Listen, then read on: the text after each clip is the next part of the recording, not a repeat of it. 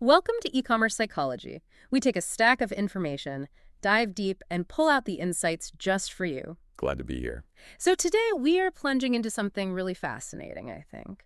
It's all about how color impacts your online store. And, maybe more importantly, your customers' decisions. Yeah, it's a great topic. You shared some really compelling stuff about the emotional power of color in e-commerce design. Exactly.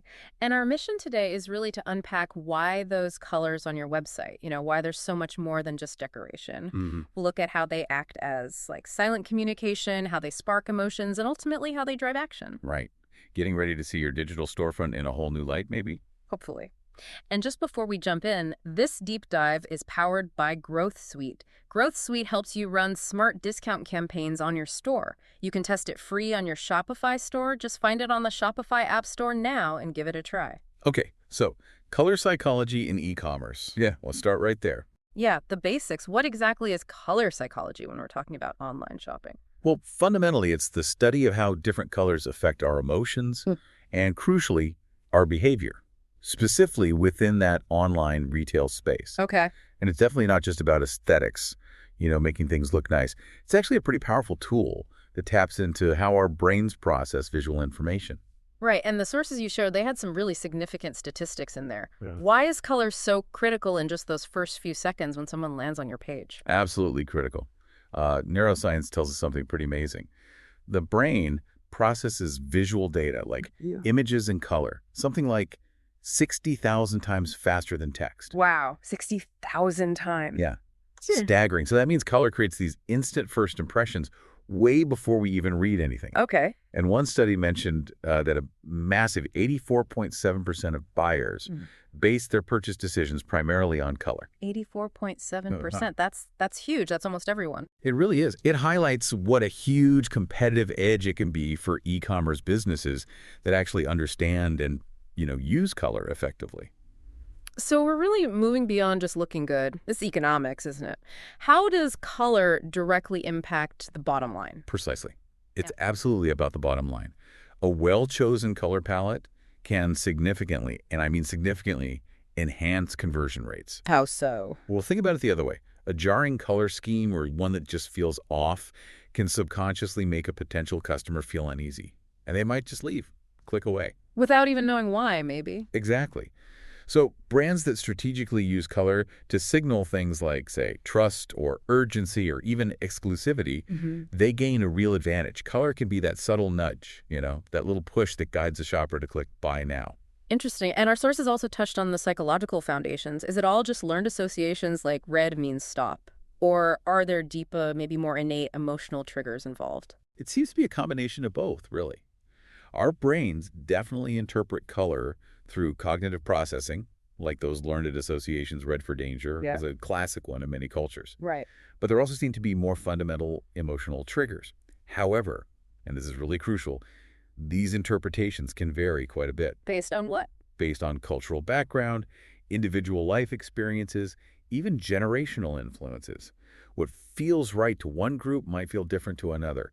But ultimately, colors evoke these quick, often subconscious judgments. And that's incredibly powerful for shaping how a user feels about your site.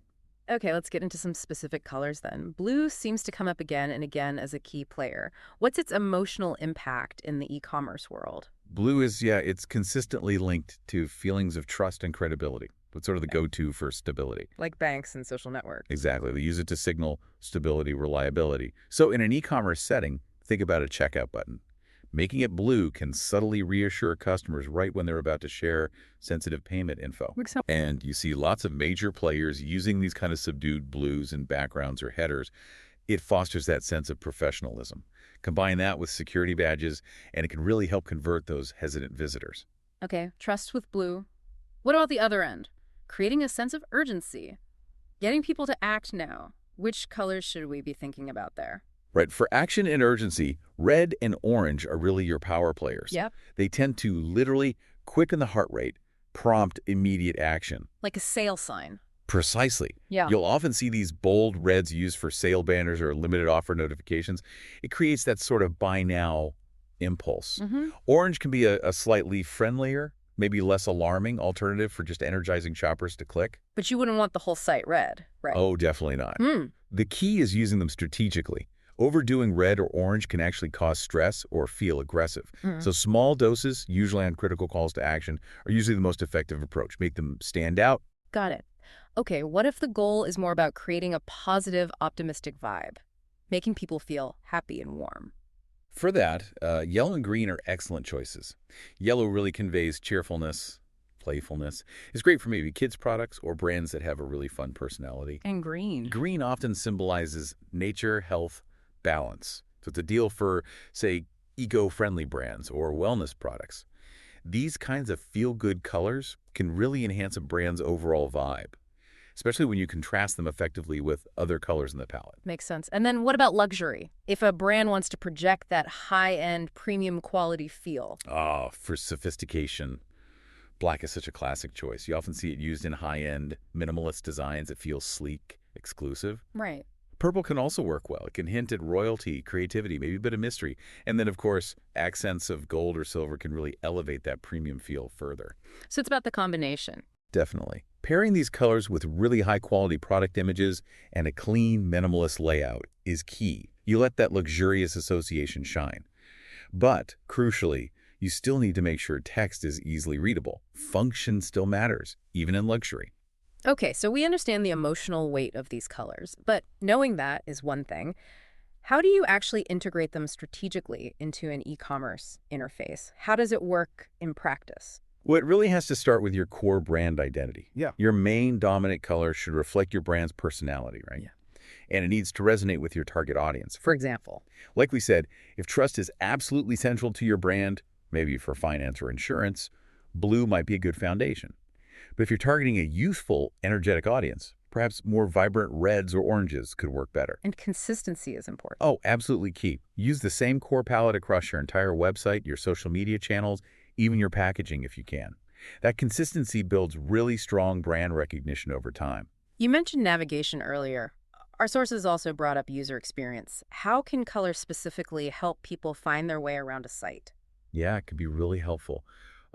Color coding different product categories, maybe using distinct but related tints, can significantly aid user orientation. Makes it easier to know where you are. Okay. And generally, neutral backgrounds, think white or light gray, are often best for making the actual product images stand out.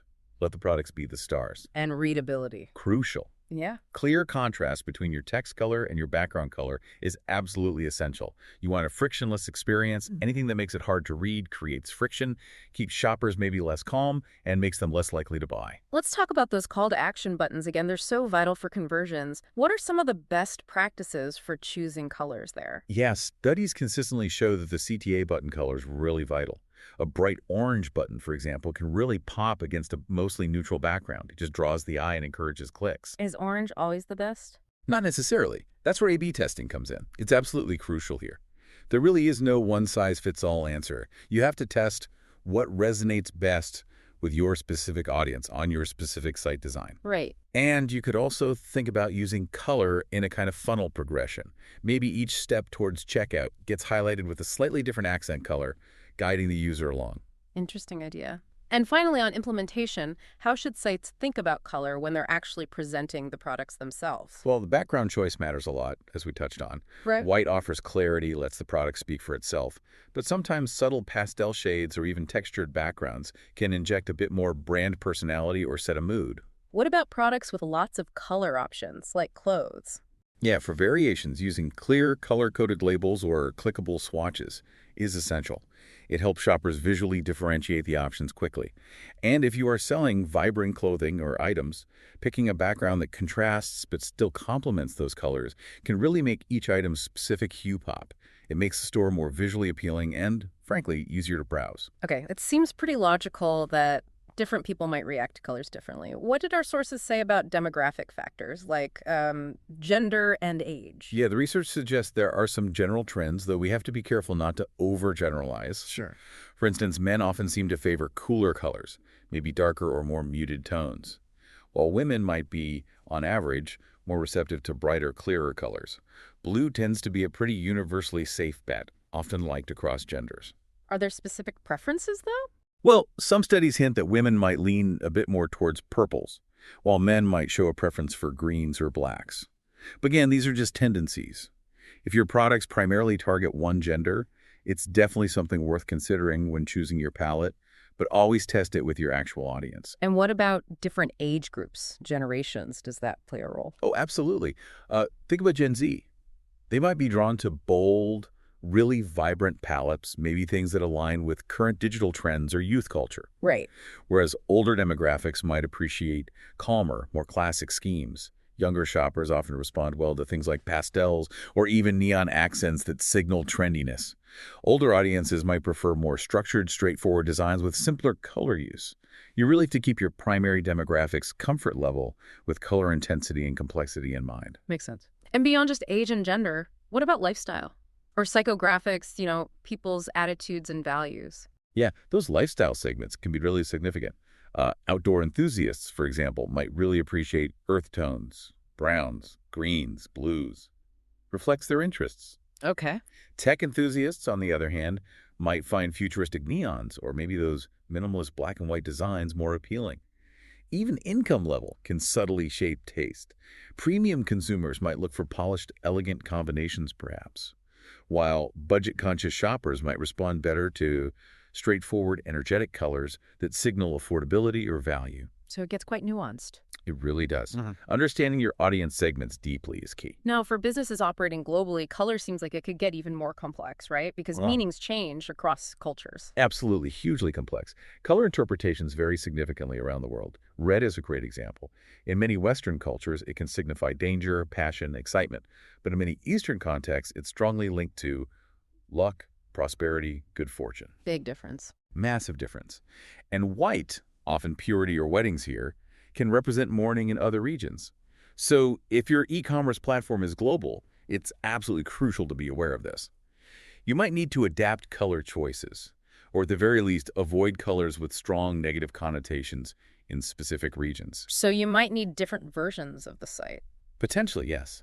Yeah. Testing region-specific site versions or color palettes might be necessary just to respect those local perceptions and avoid causing offense or confusion. What about more temporary shifts, like using colors for seasons or holidays? Yeah, that's common practice. Incorporating holiday-themed colors, red and green for Christmas, maybe pastels for spring can certainly boost relevance and maybe even sales during those times. Seasonal tweaks can also just keep your site feeling fresh. But you shouldn't ditch your brand colors entirely. Exactly. It's important not to completely abandon your core brand identity. The idea is more to integrate suitable accent colors that fit the festivities. It's definitely a balancing act, maintaining brand recognition while adding that seasonal flair. Okay. And finally, on this cultural point, do different industries tend to have their own sort of color norms, things buyers expect to see? Yes, often they do. Healthcare, for instance. You often see blues or greens used heavily there, trying to evoke trust and calm. Makes sense for that field. Right. Fashion, on the other hand, can be much more adventurous. They adapt colors constantly with each season's trends. Food and beverage brands might lean on appetite-stimulating reds or oranges. And tech? Tech or electronics brands often choose crisp, modern palettes. Lots of monochromes, maybe black and white, often with just a single vibrant accent color. It helps project that image of innovation and sleekness. So yeah, always consider the typical color usage within your specific industry when you're making your own choices. It provides context. This is all fascinating theory, but how do you actually know if your color choices are working? What kind of testing should e-commerce sites be doing? Testing, testing, testing. It's absolutely crucial. A/B testing is probably the fundamental method here. Can you explain that quickly? Sure. You basically isolate a single color variable, let's say the color of your Add to Cart button.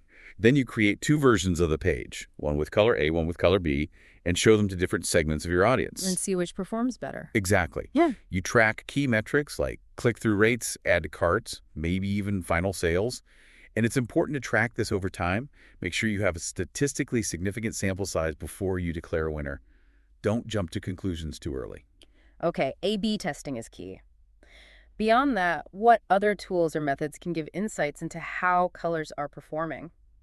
Well, heat mapping and eye tracking studies can provide really valuable visual feedback. Heat maps show you where users are clicking or hovering their mouse most on your site. It can reveal if certain color blocks are actually drawing the attention you want them to. And eye tracking. Eye tracking is even more direct.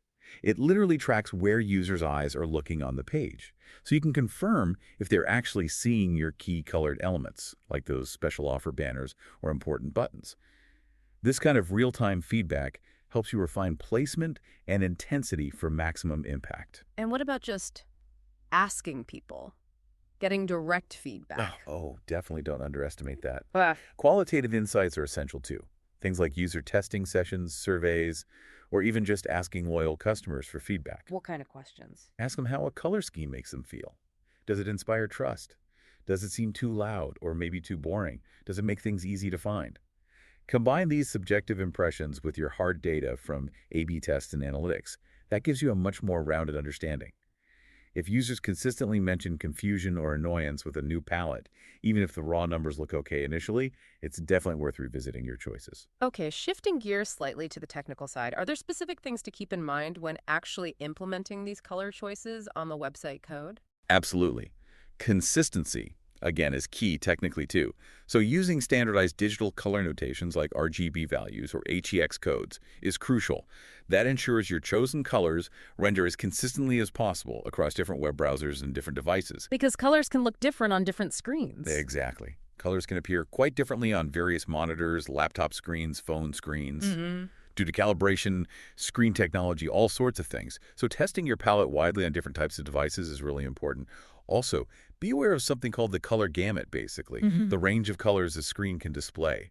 Some very saturated hues might look dull or just wrong on lower-end displays. Good point. And accessibility is obviously critical. How can e-commerce sites make sure their color choices are inclusive for everyone, including people with visual impairments? Right, this is hugely important. Contrast ratios are vital, especially between text and its background. It's all about legibility. The WCAG, the Web Content Accessibility Guidelines, recommend a contrast ratio of at least 4.5 to 1 for normal text. And maybe even more importantly, it's crucial not to rely solely on color to convey important information. Meaning, if you use green to show success and red for an error message, make sure you also include a clear text label like success or error, or maybe an icon. That way, users who are colorblind can still understand what's happening. It's about providing multiple cues.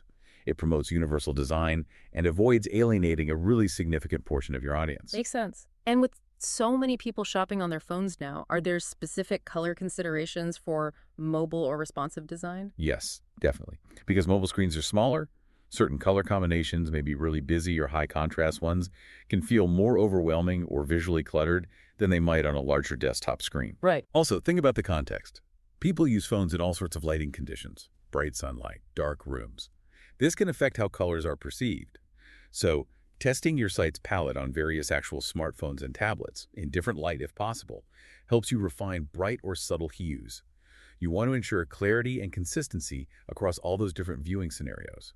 Adapting your color usage to be mobile-friendly isn't optional anymore. It's essential. Okay. This has been incredibly comprehensive. To kind of bring it all together, did our sources offer any specific examples, maybe some case studies of e-commerce brands that have really nailed their color strategy? Yes, several good ones came up. Amazon is often cited. That prominent orange Prime button, or the Add to Cart button, really stands out against their mostly neutral interface. It's a classic example of using color contrast to drive a key action. Any others? eBay is another interesting one. They use a bright, quite varied color scheme, including in their logo. It sort of signals variety, energy, excitement, which really fits the feel of a bustling online marketplace. And did they mention actual results, like conversion increases? Yeah, there were mentions of companies reporting quite significant conversion spikes, sometimes over 20%, after making strategic color changes. Often something as seemingly simple as changing the color of the main call to action button. Wow, 20% just from a color change. It highlights the potential impact, yeah. Oh. Small visual tweaks can lead to significant behavioral shifts. What about maybe more niche examples or smaller businesses? Does it work for them too? Oh, absolutely. In fashion retail, you often see brands shifting their color palettes seasonally, maybe using pastels in spring, bolder tones in autumn to create that emotional resonance with their new collections. Right. Tech and electronics brands, as we mentioned, often use those crisp whites or blacks with a single accent color. It creates that sleek, modern vibe, boosts perceived quality. And even small businesses see results. There was an example of a children's toy seller who apparently saw a 17% rise in their cart completion rate after switching to more cheerful pastels and using a bright green Buy Now button. So it's applicable across the board. It really seems to be. Effective color strategy isn't just for the giants. Okay, finally then, looking ahead. What are some of the emerging trends? Where is color strategy in e-commerce heading? Well, one likely trend is more personalization. We might see more use of AI to automatically adapt color palettes based on individual user profiles, maybe their past behavior or even their current context. Interesting. So the site might look slightly different for different users. Potentially, yeah. Hmm. Tailoring the visual experience. Yeah. Also, advancements in AR and VR for commerce will make accurate color representation even more critical. If you're trying on clothes virtually, the color needs to be spot on. True. And another thing is sustainability and ethics. These are becoming bigger factors for consumers. So we'll likely see brands using color more consciously to communicate their environmental awareness. Think greens and earth tones, but hopefully while avoiding greenwashing, which is using color misleadingly to seem more eco-friendly than they are. Right, authenticity matters there too. Absolutely. Well, this deep dive into the emotional impact of color in e-commerce design has been truly illuminating. It's clear how these visual cues can really profoundly influence your customers. From building trust with the blues, sparking urgency with reds. Yeah, and considering everything from cultural differences to accessibility needs, it's obvious that a thoughtful color strategy is a really powerful tool for any online business. Definitely a lot to think about. We really hope this has given you some actionable insights to consider for your own e-commerce environment. And remember, this deep dive was powered by Growth Suite. Growth Suite helps you run smart discount campaigns on your store. You can test it for free on your Shopify store. Just land on the Shopify App Store now and test it for free.